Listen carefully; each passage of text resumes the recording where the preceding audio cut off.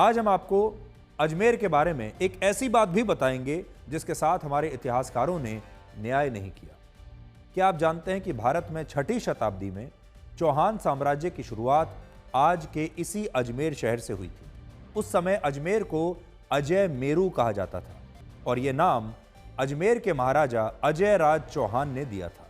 चौहान साम्राज्य के शासन में कई मुस्लिम आक्रमणकारी भारत आए और उनका एक ही सपना था कि एक न एक दिन उन्हें अजमेर पर कब्जा करना है। 11वीं शताब्दी तक बहुत सारे युद्ध हुए जिनमें सिंह राजा चौहान ने कई मुस्लिम आक्रांताओं को इन युद्धों में हराया और ये आक्रमणकारी चाहकर भी अजमेर को जीत नहीं पाए। 12वीं शताब्दी में जब चौहान साम्राज्य का नेतृत्व पृथ्वीराज चौहान के पास आया तब मोहम्मद गौरी ने उनके खिलाफ तराइन का पहला युद्ध लड़ा। यह आपने इतिहास में पढ़ा होगा।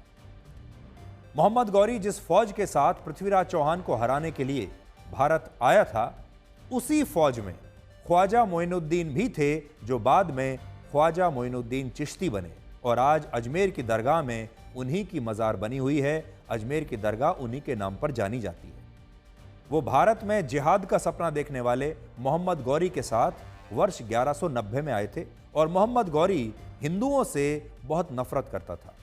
तराइन की पहली लड़ाई में जब मोहम्मद गौरी पृथ्वीराज चौहान को हराने में नाकाम रहा और उसे भारत से वापस लौटना पड़ा, तब ख्वाजा मोइनुद्दीन चिश्ती मोहम्मद गौरी के साथ भारत को छोड़कर वापस नहीं गए और उन्होंने यहीं भारत में रुकने का फैसला किया और वो भारत में इस्लाम धर्म का प्रचार प्रसार करने लगे।